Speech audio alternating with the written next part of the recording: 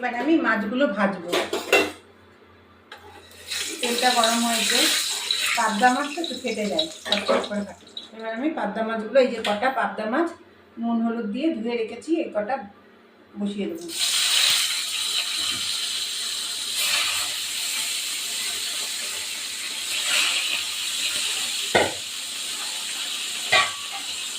বন্ধুরা, পাবদা মাছ খুব ফাটে, এই জন্য পাবদা মাছটাকে পরিষ্কার করতে হবে। মাছটা তুলে ফেললাম।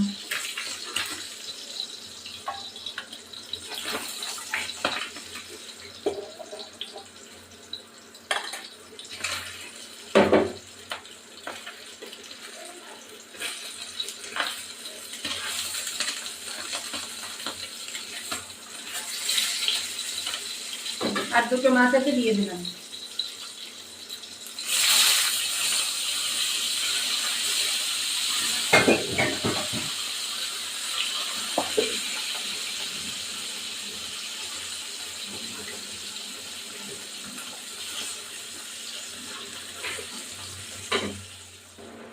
এবার একটু হতে থাকুক, আমি ফিরে আসছি।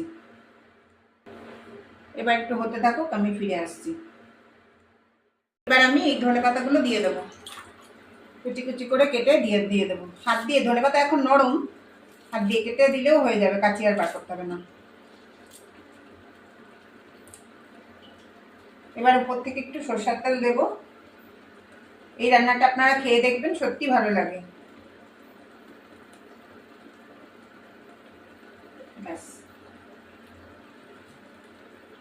এই ভিডিওটি ভালো লাগে লাইক শেয়ার সাবস্ক্রাইব করবেন, বেল আইকনটা প্রেস করবেন, নতুন বন্ধু পুরনো বন্ধু দেখবেন। তাহলে আমার মাছের ঝোল রেডি, পাবদা মাছের ঝাল।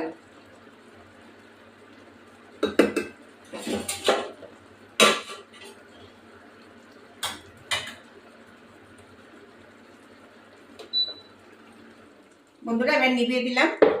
দেখো, পাবদা মাছটা ঢালছি এখন।